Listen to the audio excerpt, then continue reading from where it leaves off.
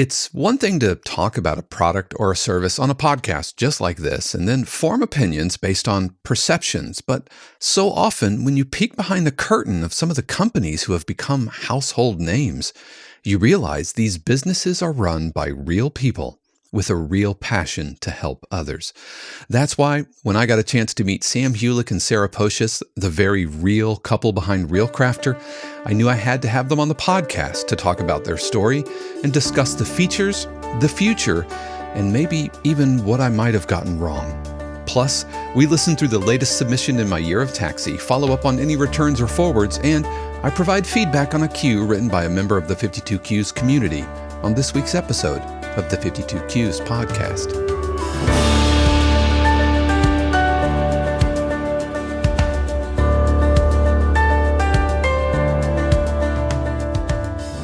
What is happening, everybody? This is Dave Croft, and welcome back to another episode of the 52Qs podcast, a weekly podcast dedicated to all things production and library music, where we talk about industry topics and take deep dives into the different aspects of being a working production music composer.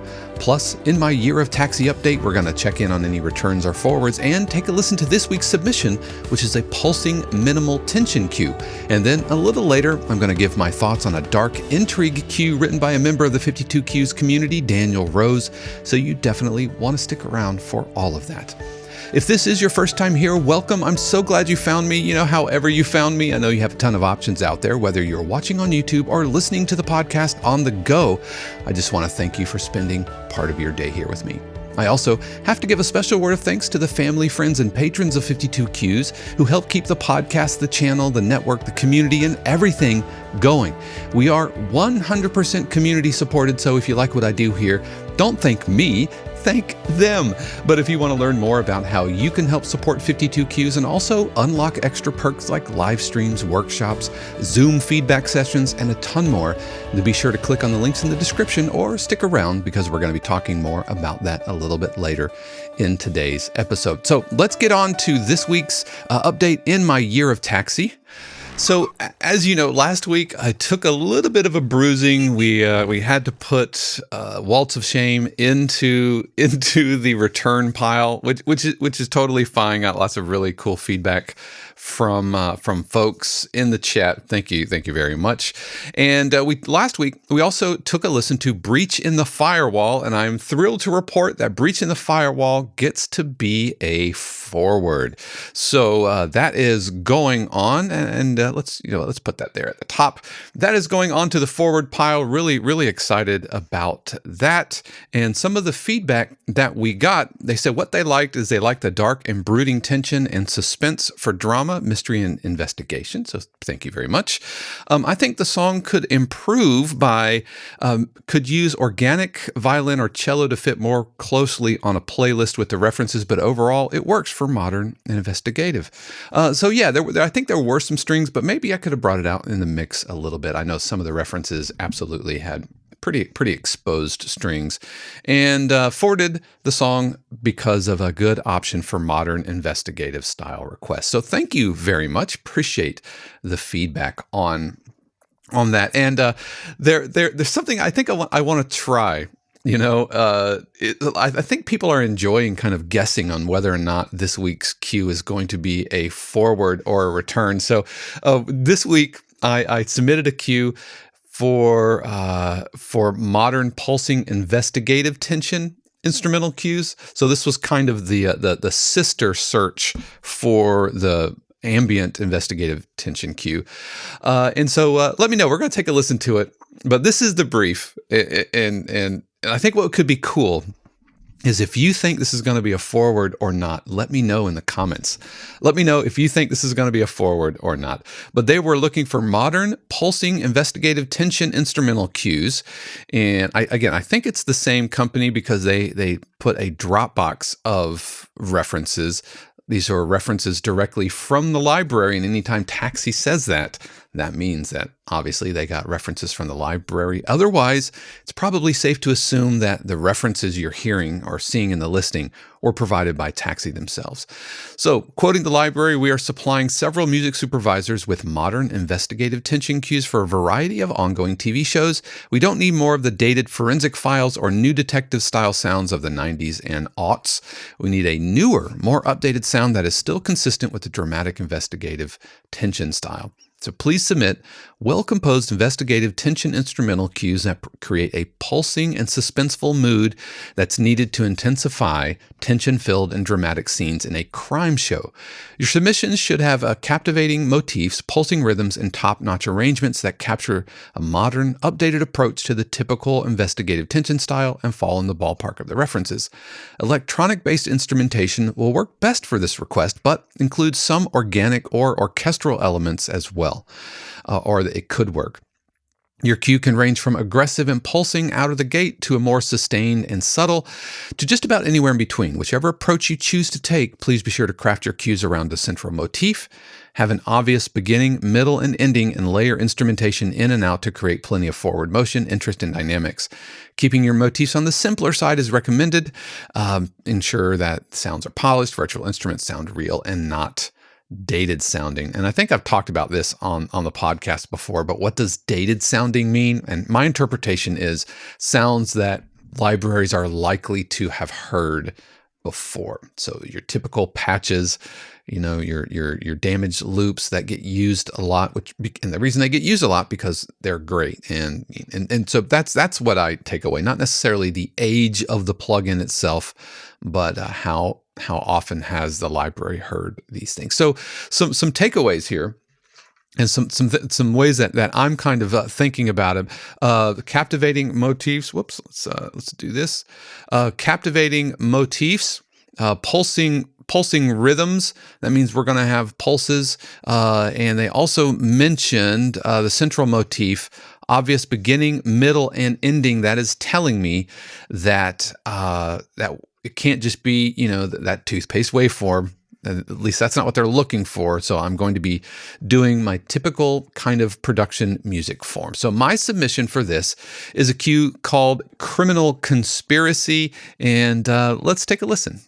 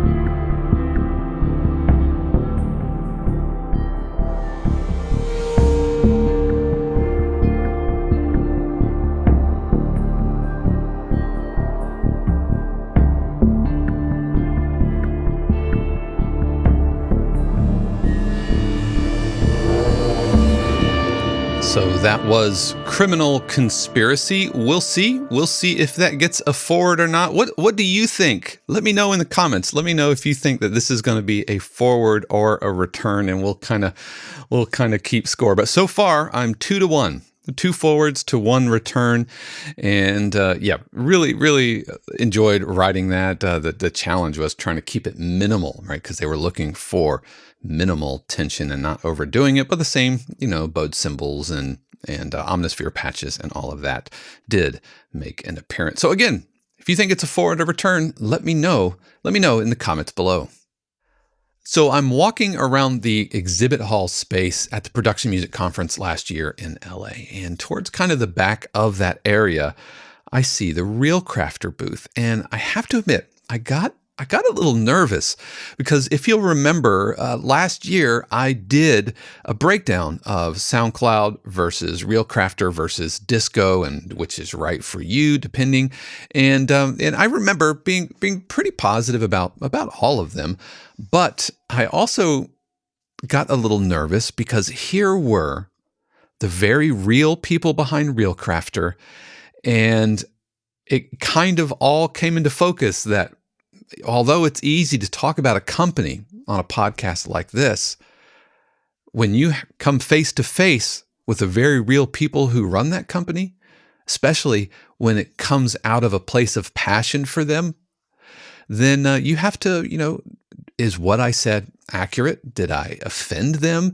Were they upset? Did I get anything wrong? Well, I knew just within a couple of seconds of talking to them that they were, they were kind of my people, right? They were one of us. They are very real people, professionals, composers themselves, and I was more than excited to welcome them onto the podcast. So here is my recent conversation with Sam Hulick and Sara Pocius from ReelCrafter. I am so glad to be joined on the podcast today by Sam Hulick and Sara Pocius, a husband and wife super team behind ReelCrafter. Now, if you've been watching the channel, you know that earlier last year, I guess, I did a breakdown of SoundCloud versus Disco versus ReelCrafter, and I was really thankful to run into Sam and Sara at the PMC conference last year, and we just really kind of, is it okay to say we kind of hit it off, right? You're super friendly people, down to earth, and you thanked the channel for the breakdown, and you said that it was pretty fair. But you also mentioned that perhaps either I maybe got some details wrong, or there were some features that have now been rolled out that maybe I wasn't privy to. But first, before we get into all that, I just want to thank you, Sam and Sara, for joining me on today's episode. Thank you for having us. Yeah, and I still have my pen, and I actually attached it to, because you gave me this really nice enamel pen. I attached it to my lanyard, and I got my stickers. Woohoo! Got my stickers. Yeah, the pins were a big hit for sure. Yeah, those were fantastic, and that's just great. Just brand merchandising awareness. Really, it makes me want to get some 52 Qs pins. So you might get a little 52, but I'll talk offline about your vendor for that. But so tell us a little bit about ReelCrafter, and listeners and viewers. I promise you, this isn't going to feel like a 45-minute commercial for ReelCrafter, and this is something we talked about before we started, because I think you're going to realize that these folks, they're one of us, right? They're folks like us. They're professionals, composers, creatives, looking for a solution and creating a solution out of a need. So, Sam, tell us a little bit about the ReelCrafter journey. Sure. Well, as you mentioned, I do have a background as a composer. I have kind of a weird dual skill set as a programmer and composer, and they kind of started around the same time. I feel like it was my early teens. I started getting into programming, and at the same time, I was surrounded by music. My dad was a musician and had a band, and so he was all in. He turned our living room into a studio, which you can imagine my mom hated. That was the beginning of the end. Right. But I had access to all these instruments, and I kind of gravitated towards these old synth workstations. I think my first one was the Ensoniq TS12 from way back when. You put a floppy disk in there full of samples. It was old school. But yeah, so I come from a background of programming and music both. And I don't know, at some point I just sort of realized I wanted to write music for games. I was into video games, obviously. and I started hearing really cool soundtracks, and I was like, these are really like more elaborate than I, had heard before.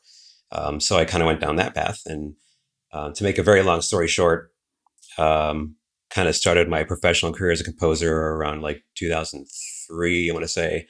And then Mass Effect was the big break. That was like 2005 or six.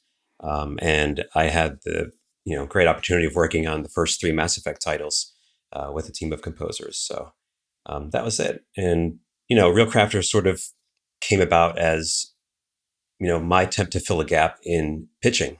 Um, I was just sending a lot of demos out, as everyone does, and there's no good way to know that it got there. That was like the main thing.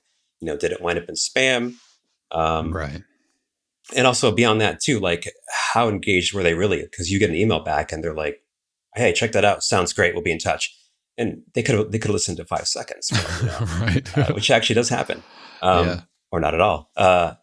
And so, I kind of pieced together this solution where my phone would ping if someone opened my demo reel. This is before ReelCrafter. Mm-hmm.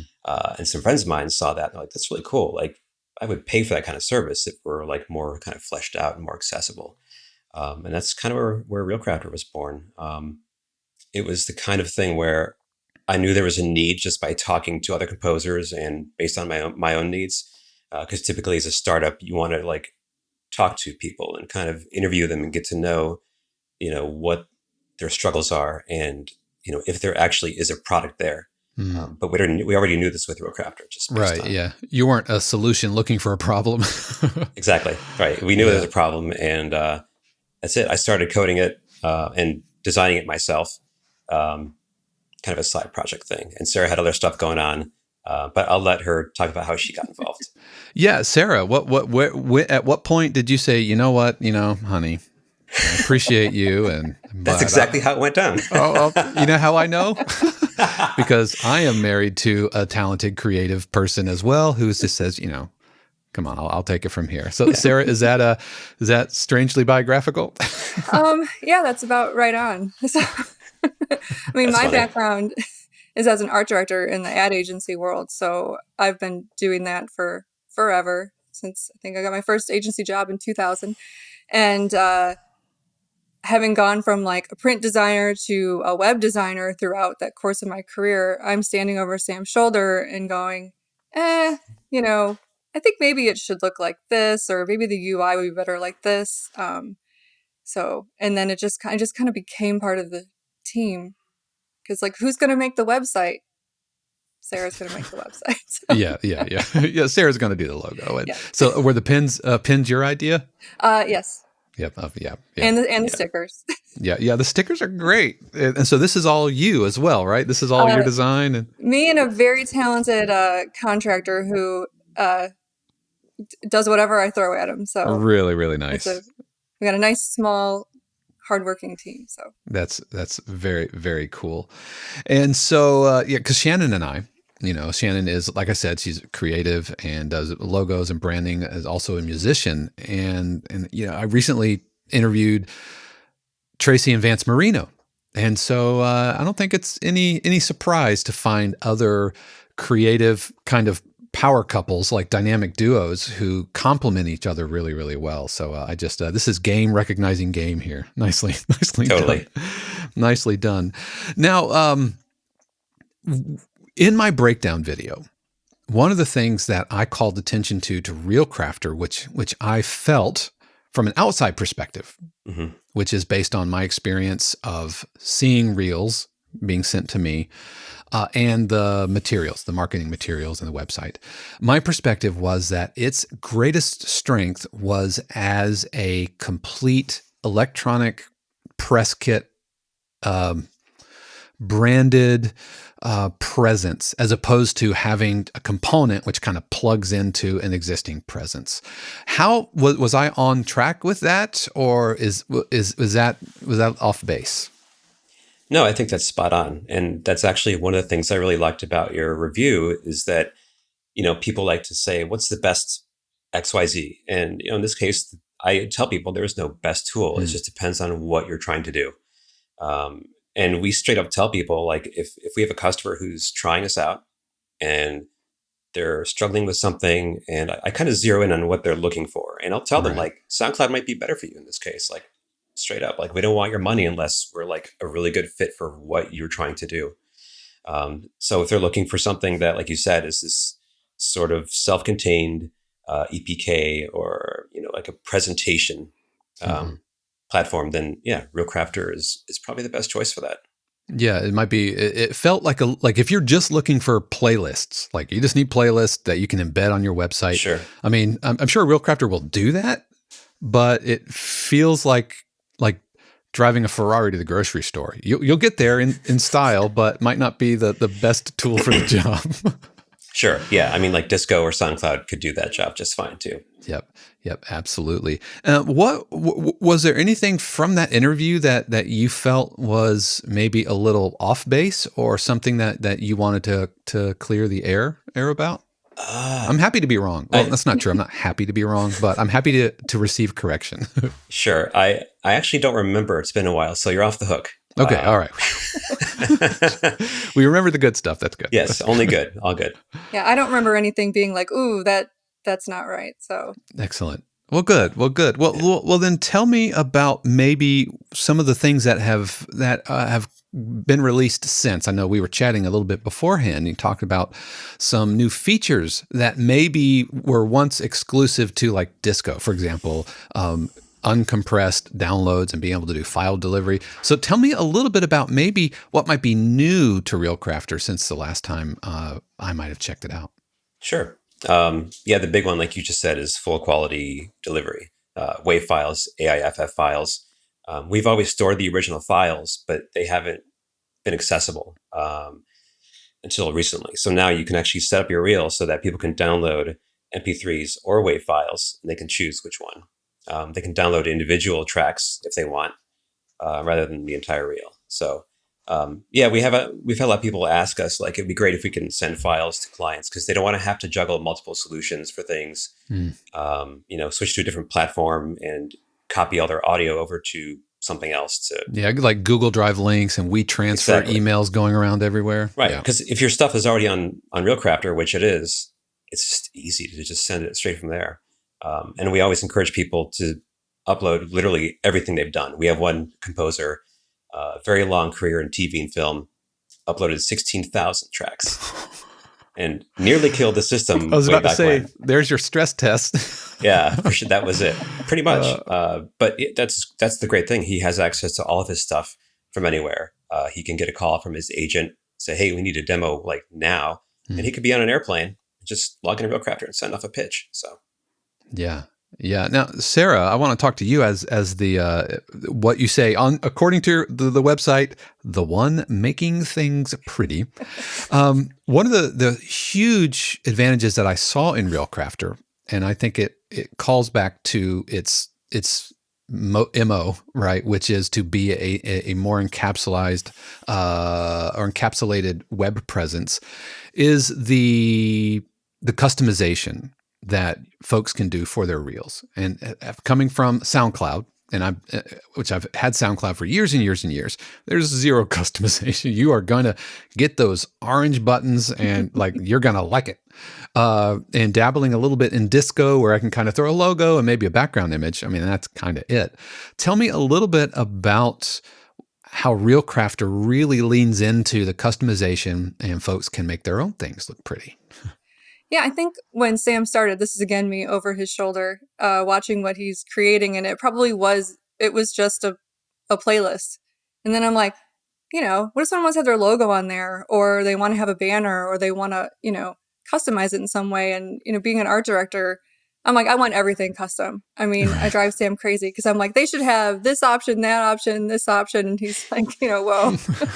This is a constant discussion. We're showing up features. And I'm like, nobody asked for that. Nobody. Yeah. She's like, just do it. They don't know they want it yet. Right. And then you build it and they're like, this is the best thing ever. So. Yeah. So, but then you have to like balance how customizable it is, and then like how tech savvy our users are. Some of them, know how to whip up Photoshop and can do really cool things. And then other people don't know how to resize a JPEG. So we've had to kind of walk this line in the middle where it's like, if you can, kind of bend it to your will, you can do some really, really cool stuff. But if you have no tech skills or design skills, you can put something together that looks really good that didn't really take a lot of effort. So that's kind of the balancing game we're always playing with how much customization to add. So yeah, because if you don't know what you're doing and you have access to all the customization, it's really easy to make it look like a dog's breakfast.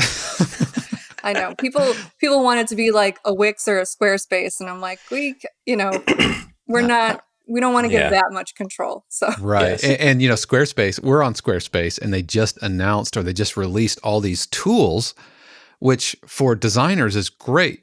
But for somebody like me, who my design muscle has atrophied long ago, it's almost like too much. And so I end up just either fiddling for way too long, trying to like micromanage it, or it's just frustrating. And so just give me fewer options, please. So how does ReelCrafter fall in that? Is it like so customizable that folks can get kind of turned around, or are there some templates that folks can start with?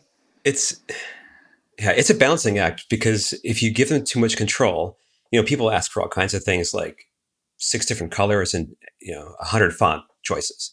And the problem with that is if you give them that, they can design something that it may not look great or worse, and then they send a reel out and they look bad.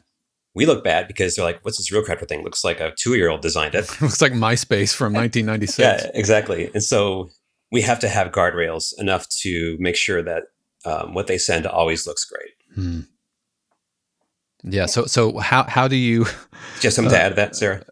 Oh, no, I was just saying, I think that's fair. So it's like you can add a banner, but you can decide how big you want that banner to be, how tall you want it to be. You can add just a logo. You can change the size of it a little bit.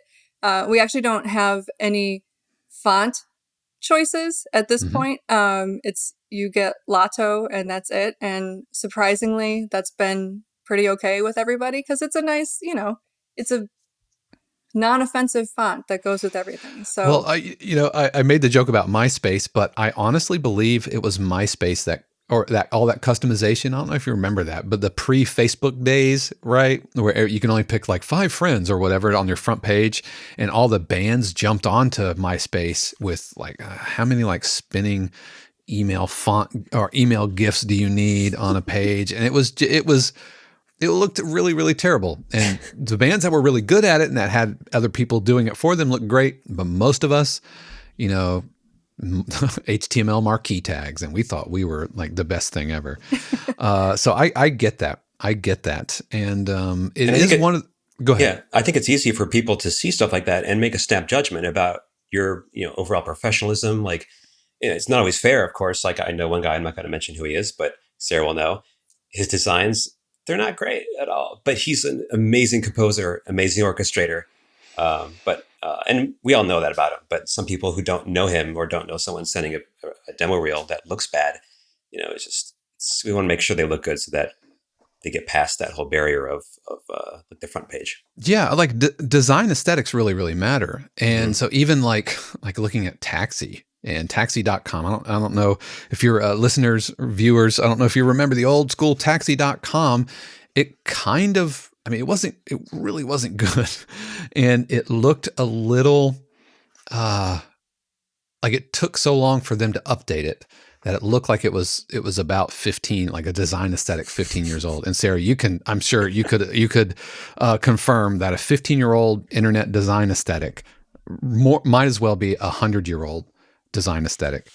And so I know for a fact that it turned people off because it looked a little like mass email, like, is this legit, like scammy? So I know from experience and talking to my people that their update had an effect. And so for something like, ReelCrafter, and you're putting yourself out there and you're putting all of your chips into this, and this is my presence, then you want it to look great.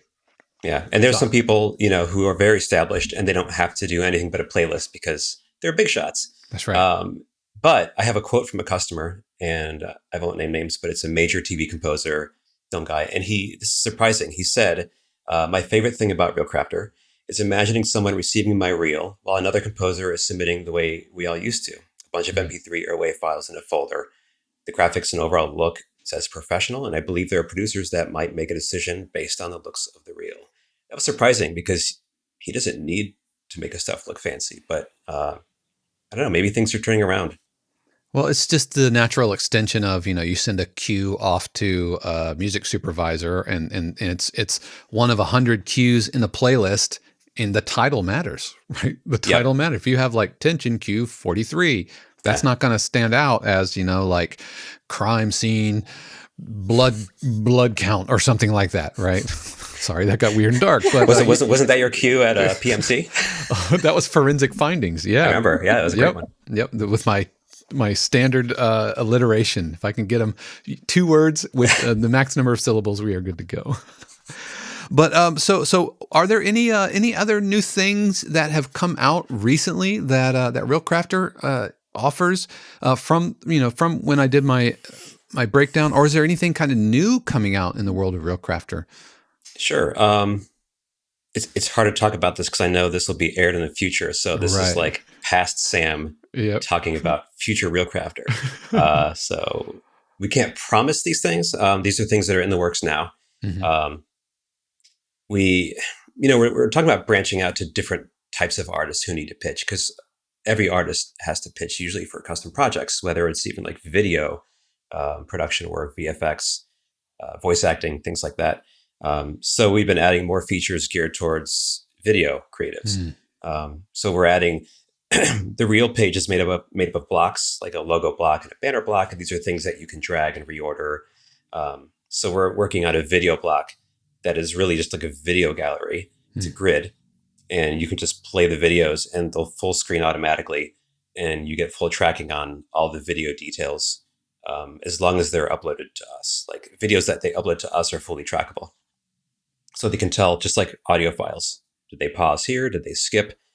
They get a good rundown of the level of engagement on their video files. And there's more stuff planned as well. It was obviously built for composers initially. And, like DJs and bands, they have sort of like similar needs for pitching, but kind of other stuff that we don't have that we're also working on. So like, social following, just having something on your page saying, hey, 80,000 Twitter followers, like stuff like that. Gotcha. That really bands would be more into than composers who are just pitching for a gig. Like, producers don't usually care if I have 100 followers or 10,000. I could see the video tracking being really helpful for composers, especially composers with some credits. And, if you're putting a reel together as a video, and then you see, hey, this tension cue here or this dramedy cue, it keeps getting played and it's getting passed around, and that means that perhaps there's some more interest, especially as composers putting more of their music on YouTube, just with some motion array graphics or something like that, just some stock, to push into a whole different network. Actually, depending on what you're pitching for, video can be a bad idea for composers. Oh yeah, yes, because if you're pitching for a film, you want to kind of weave a narrative with your music and let them come up with the visuals in their head. If you have a video that's on your page, you're kind of telling them what to envision, and it kind of just like ruins, that whole. That that's a good point. That is a really good point. I have to be careful with my titles. Just back to titles. If I'm writing a sports broadcasting and I call it like touchdown dance, then that's I'm not saying a golf producer wouldn't use it. But it might get looked over. No, I totally get that. And I think that goes back to the flexibility. So it's like, if video is going to be something you want on your presentation page, we have options for you. And if you don't want video, you don't have to use it. So it's like, we're never going to force somebody to fill in a template that is, has things that you may never need. So somebody pitching for like advertising, video is a good idea. Right. I think in that case. Right. Let's talk about one of the most challenging aspects of any kind of startup business. And this is, from 52Q's perspective, I'm always kind of balancing like, okay, cost versus value and everything. Let's talk about pricing. And can we talk a little bit about your thinking through where you've set the pricing structure, how it fits in, and what's going to be the best value for the various types of users who you might have? Sure. So we had like a a dartboard with prices, and we just threw darts at it until. Gotcha. Yeah, I use spaghetti. That's how I see what sticks. Right, exactly. Yeah, pricing is one of the hardest things for sure. Like we've been around a lot of other startups and startup communities, and man, like pricing is the toughest thing because you really don't know, what people are going to react to, what they're going to pay. Yeah. And there are pricing surveys that you can run. Those can be helpful depending, but I don't know. Like there's a lot of moving parts to it and a lot of process that goes into it. Looking at other platforms, like for example, we looked at SoundCloud. SoundCloud Pro is, I'm not sure how much it costs, but there's a monthly fee attached to it, $7 a month or something like that. So we use some comparison points like that. We did also use SoundCloud as sort of like a cautionary tale because they did go bankrupt at one point. And I'm not privy to like why exactly, but I think serving up hundreds of thousands of streaming MP3s for free might have something to do with it. Because like media costs money, media storage, media streaming, it all costs. And we want to make sure that we price ourselves in a way that we could be around for the long term because people rely on us to get gigs. So it does them no favors if we don't price it appropriately and, we go under because we messed up. But we do have different plans. We have 2 right now. As of the recording of this video, we're planning a 3rd one, but they can start off at $10 a month. And a lot of people do. I'd say most of the customers, a bit over half, 60, I don't have the numbers handy. I think it's like 70% are 70% are on professional, which is $25 a month or $250 a year.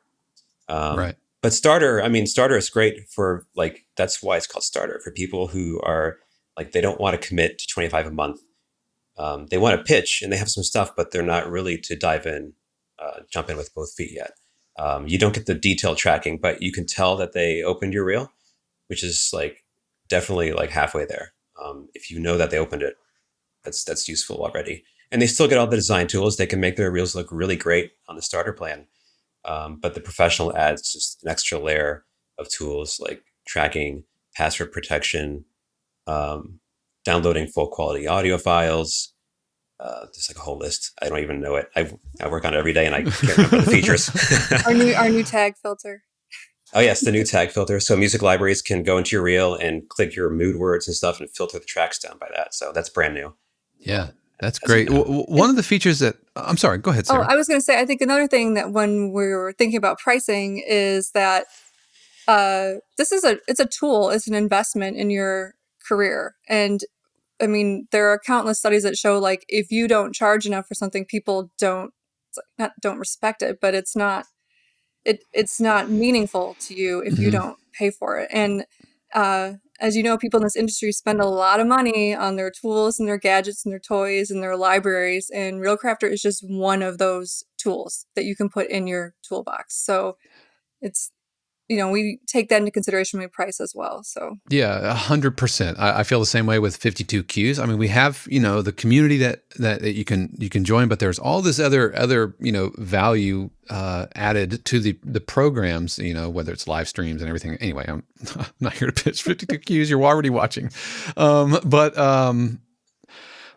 yeah, finding that point and that people feel like they're getting something, but also understanding that people pay attention to what they pay for, which is why, if I'm just being honest, I might find a sample library that I got for like $10 on a Black Friday sale and maybe opened it once or twice, but I have worked to get the most out of like the $600 string library I bought, because I'm like, what, I invested in that, and right. And I'm going to maximize my experience with that, and I've gotten really good results. Meanwhile, the $10 Black Friday fire sale stays at the bottom of my contact library.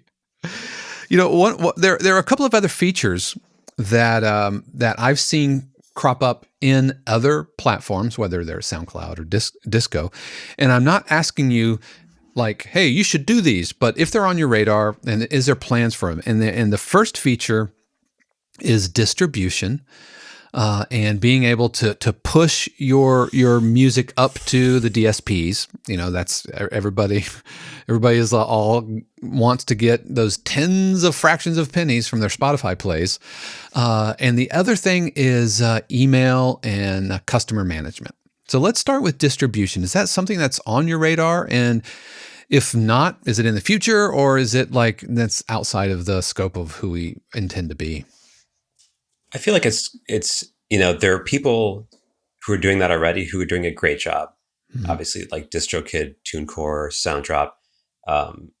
And, like there's a philosophy that I learned a long time ago, like don't bother competing unless you can do it 10 times better. Mm, yeah.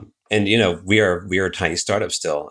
If we were a huge corporation, probably somebody in the corporation would be like, hey, we need to get into distribution, make more money, boost revenue. But for us, we want to kind of focus more on what we do best, which is to pitch.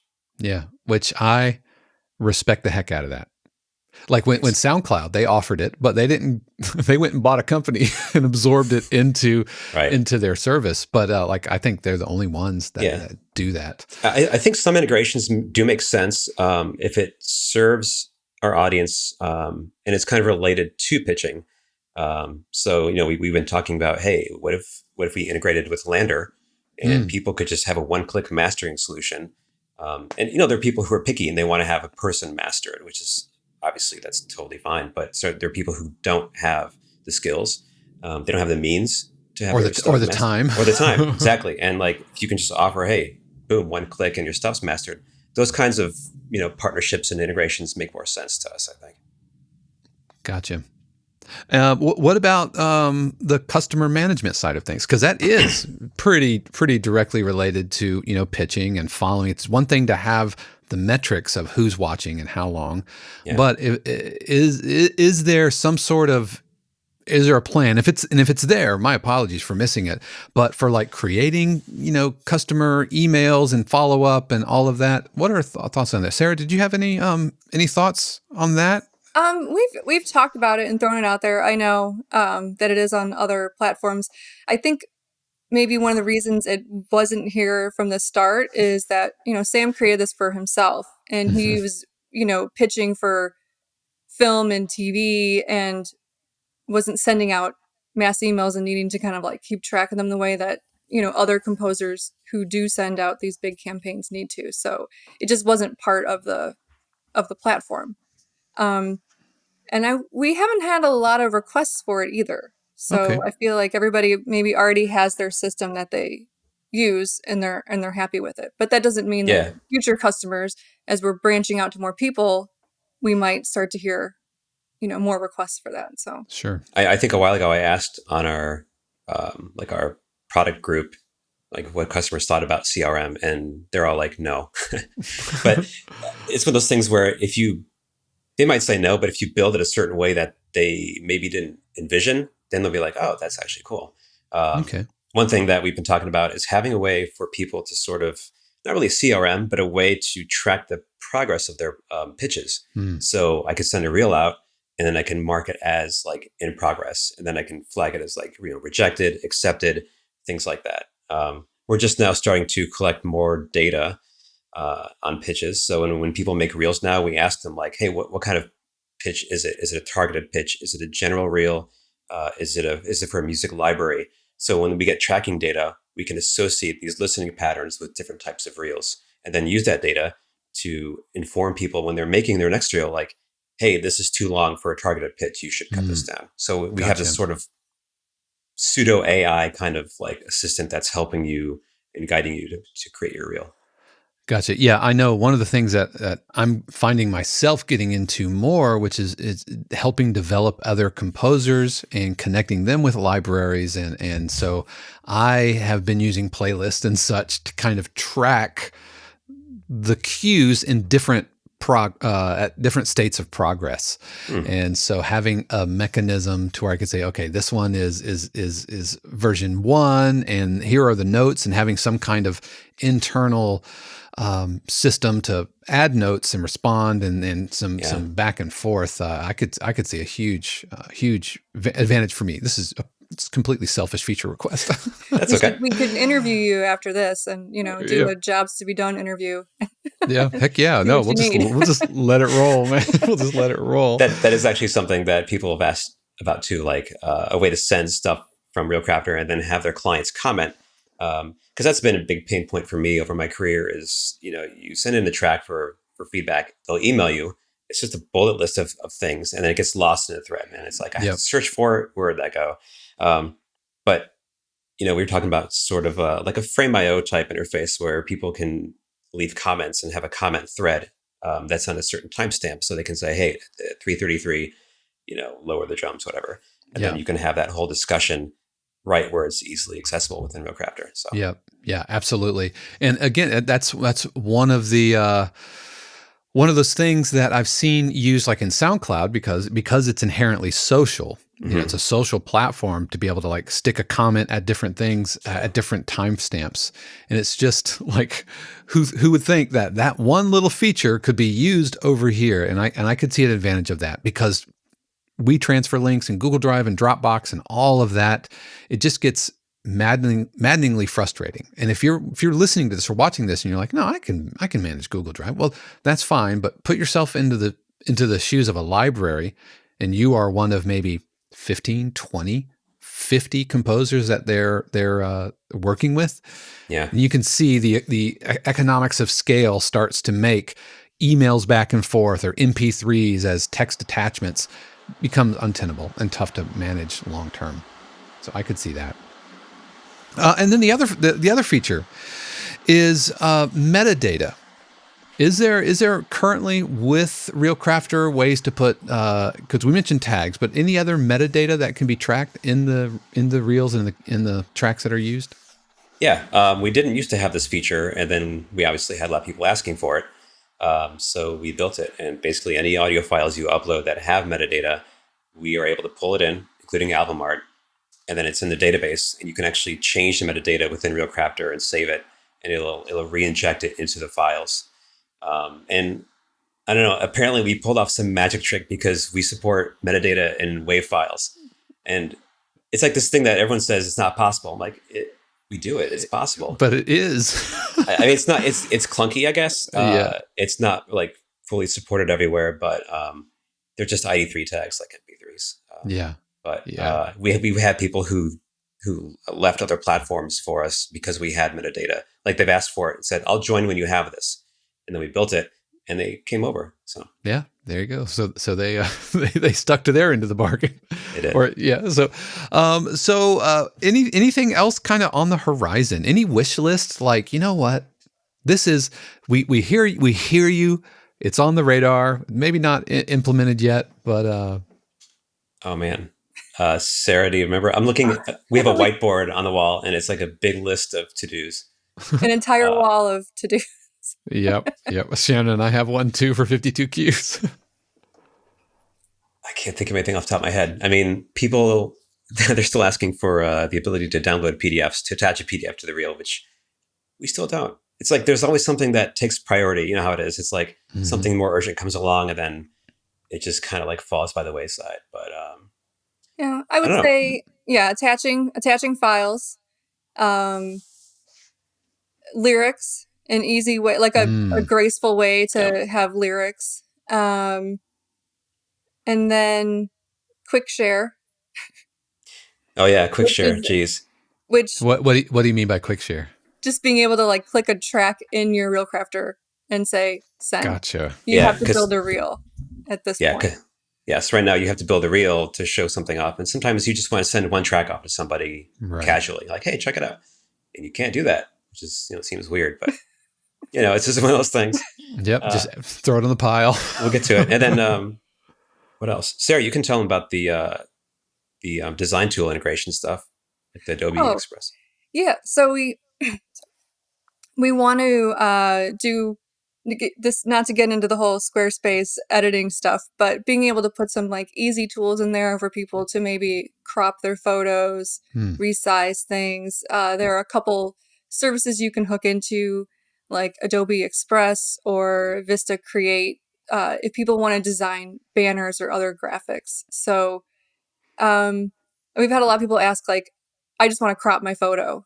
And right now they have to go find some other photo editor and then re-upload their images. So we definitely want to put in some basic tools. Again, keep some guardrails on it so people aren't, Right, going yeah. crazy. But I think that would save a lot of time for people. And we definitely want to be doing more webinars. Like I said, if you can bend the platform certain ways, you can create some really cool stuff. So, and that may not be obvious to a lot of people. So we definitely want to be doing some more education and being like, hey, here's this really cool reel. We're going to show you how to make it. So those are the things that are kind of in my court right now for the immediate future. So yeah, like for like power users who are really squeezing the most out of it. And I see those Squarespace sites, and I'm like, how in the world did you do that? That's not possible. And they're like, well, actually, and they show you, really, like, oh.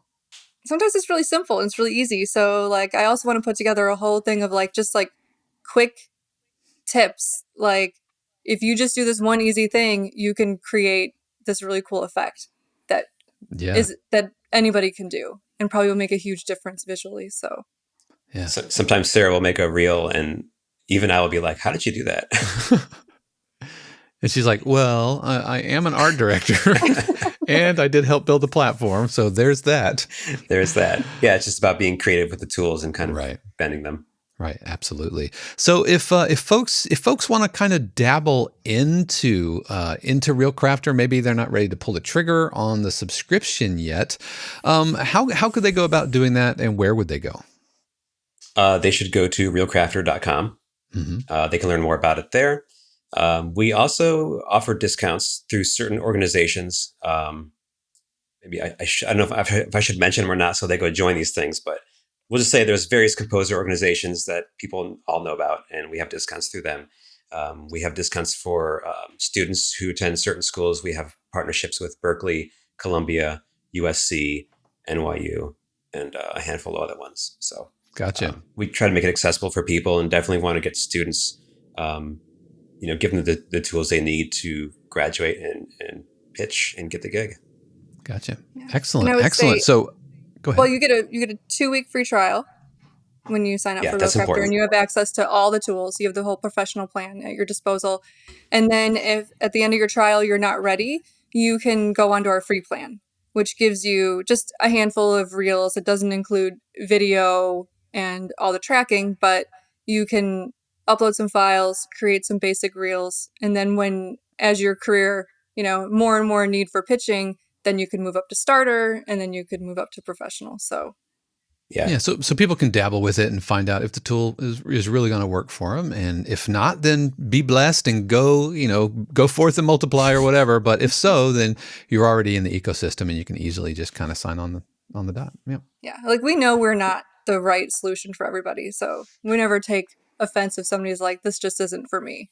So which is one of the reasons I really wanted to have you both on the show, because I'm the same way. 52 Qs, the community is not for everybody. We're very narrow focused. We do the one thing, and we like to think we do it well, but you're not going to learn about songwriting and lyric writing and rhyme scheme, and you're not going to learn about writing film scores here. And I also understand that my style of education and what I offer isn't for everybody. I get that. But for those of you out there who it does resonate with, likewise with ReelCrafter, wasn't the right fit for me when I was looking at it. But if I had to kind of start over again, if I already didn't have a website, and if I already didn't have, 15 or 16 years on SoundCloud and everything, then ReelCrafter is extremely attractive to me. And so I can 100% see where it can solve a lot of issues for folks. But Sara and Sam, thank you so much for joining me. I really, really appreciate you joining me. And of course, listener, viewer, we're going to have links to all of this in the show notes and the description. So you want to be able to, or you want to be sure to click on those. But Sara and Sam, thank you so much. Thanks for having us. It was a lot of fun. Thanks. Again, a huge word of thanks to Sam and Sara for joining me on the podcast. And I should have said this on the front end, but I'm not endorsed by ReelCrafter. They haven't paid for this. They are offering a discount code. If you want to get 25% off of your first 3 months of ReelCrafter, then use the code 52Qs25 and you'll get 25% off your first 3 months. That code does expire at the end of April of 2023, but I don't get any kickback from that. It's not an affiliate link. It is just their way of thanking the community. And yeah, so again, Sam, Sara, thank you so much for joining us. We're going to take a quick break. We're about to hear from Mrs. 52Q's Shannon Croft, who's going to tell us all about the community and how you can join. But when we return, we're going to be listening to an intrigue-type tension cue from 52Q's community member and recent Full Sail graduate, Daniel Rose. Hey y'all, I'm Shannon Croft, and I want to tell you that the 52Qs podcast is made possible by viewers and listeners just like you, composers and producers who are looking for a better way to connect and collaborate. You see, 52Qs isn't just another website selling static, pre-recorded videos to a mass audience. It's a fun, vibrant, and positive community that comes together online for sharing cues, getting feedback, and discussing what's up in the production music industry. You'll find both personalized feedback and live interaction, which are the best and fastest ways to grow your skills and earn more placements. The best part is that the 52Qs community is absolutely free. And when you're ready to take your career to the next level, we offer friends and family subscriptions, which unlock weekly live streams, live interactive group feedback sessions, monthly interactive workshops, and more. Head over to 52qs.com and sign up today. And while you're there, check out our personalized feedback videos, private lessons, and of course, merch. I can't wait to see you at 52qs.com.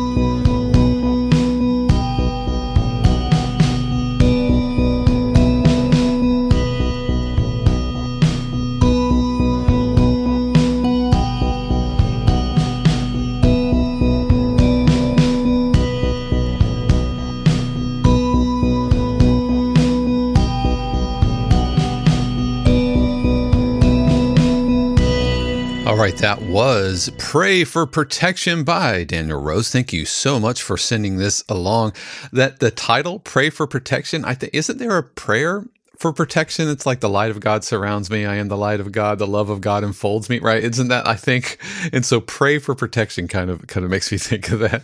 But no, I really dug this a lot to like about this. The melody, I think, is working really, really well. And the jump, boom, boom, boom, boom, boom, I think that is working as well. We do need to watch some of these resonances. Like if we look here, we got some things kind of around 15K, which is kind of popping out, and it stays pretty consistent throughout.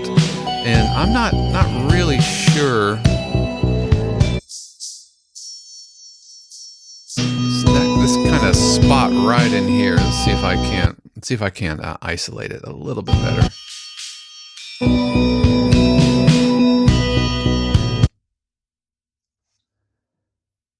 I must admit, my lifetime of being a drummer, it's making that really hard to hear.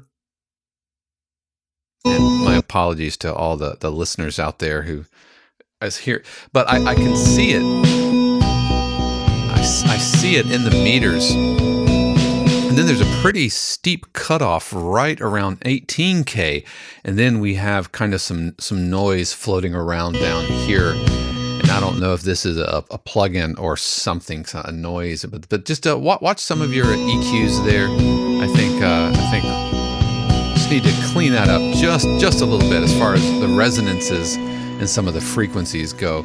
So we've got a really straightforward form here with the build. Let me change pen colors where it's kind of building. I think we probably could have done a little bit more building through here, because it flat tops a little bit and it doesn't really build much. And even if we look at the waveform itself, we're not seeing an appreciable increase of dynamic energy. So I think a couple of ways we could have solved this here in our first section. I think we could have eased into our arrangement a little bit, because after the first phrase, then we kind of bring everything in really big and solid. And I think we probably could have eased into that a little bit more. And then we bottom out a little bit. I would, in our B section, which is going into our breakdown, which is great, really, really good to have a breakdown like this. But I probably would have kept some of the zoom, boom, boom, that going, and we pick it up just a phrase later, but maybe, I don't know, maybe filter it down so it's like, boom, boom, boom, boom, boom, and then it opens up. But just a steadier build of interest, of layering sounds until we hit the breakdown, and we probably want like a riser pushing up through here, and then that riser kind of crests and crashes over the other side of this breakdown. And then likewise going back into the A section, maybe an edit point going into our A section. Right, we just kind of hit it, but we could have maybe done something.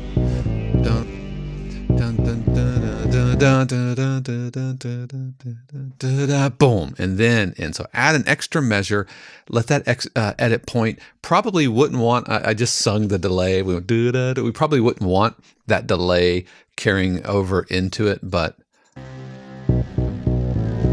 anyway, speaking of, we could have added a little delay on this just in general, on that low pulse. Boom, boom, boom, boom. Dun, dun, dun, dun, dun. Dun, dun, dun, dun, dun. Dun, dun, dun, dun, dun, dun. And then dun, float.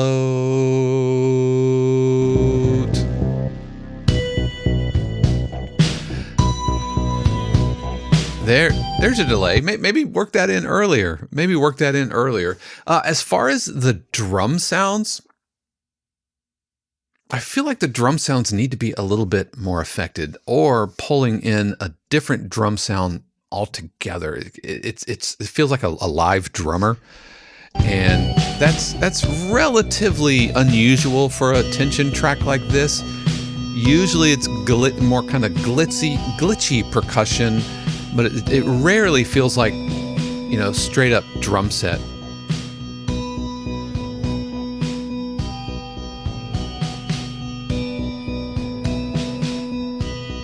Yeah, and here's where we need another gear of energy. And we could have added some 16th note energy.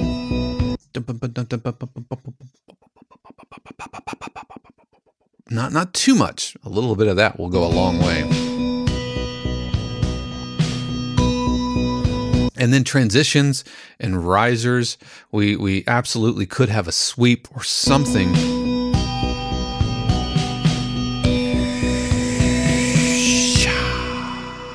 cymbal swells, cymbal scrapes, and those types of things. Also, probably could have left this audio tail ring out just a little bit more. Seems to kind of nosedive just a little bit. The audio tail in general is pretty good, but it just kind of, and we can see here in the waveform how it just kind of cuts off right there, and it's a little left heavy as well. So something to be mindful of with that. As far as the overall loudness, I think we're in good shape here, around minus 12 LUFS or so. So I think that is in absolute good shape. Intro, I think, is working. Just onboard this. See, I would not bring the drums in yet at all. Yeah, and then the final thing I'll say about the drums is it felt a little loopy, felt like we were kind of playing the same pattern over and over, and so just a little change up would be appreciated over there. But Daniel, thank you so much for sending this along. As I mentioned, this was sent during our week 4 search or weekly feedback threads, and again, congratulations on your graduation, or your pending graduation. Really, that is no small feat working through the Full Sail program. So really, congratulations on that. But we provide searches every single week, and we are in the middle of collecting tracks on providing feedback for cues for week 5, and we would absolutely love to have you join us over there. And if you enjoyed that feedback and you would like feedback on your own cue, I do provide video feedback. You can head over to 52cues.com/coaching and order up your very own feedback video, where I will unpack the harmonic structure, talk about your melody, your title choices, your mix, your master, form, structure, theory, all of that. Again, head over to 52cues.com/coaching. And while you're there, you can also check out my one-on-one Zoom sessions and the mastermind. We are about halfway through our spring mastermind and our winter mastermind, and the spring mastermind will start up in April. So if that's something you're interested in, you can go ahead and sign up for the newsletter, and then maybe get on the waiting list for that. But that is going to do it for us this week. You definitely want to tune in next week. Well, on the podcast, I've talked about how important it is to put some recorded element on each of your cues. It adds uniqueness and adds an element of realism that really can't be quantified. And even the Make Music Income podcast recently talked about how important it is to record sounds into whatever type of cue you are writing. And that's all well and good, but that can be pretty scary for some folks. So I thought I would talk about a handful of inexpensive, easy to learn and easy to pick up instruments that you can add to your own cue. So you definitely want to stick around for that. But once again, a huge word of thanks to the family, friends, and patrons of 52 Cues who help keep all of this going. Lots more information. You can learn all about us by heading over to 52cues.com. So yeah, I hope that your week 4 was amazing, and I know that your week 5 is going to be great. How do I know that, friends? Because I know and believe that the universe has amazing plans just for you. Until next time, peace.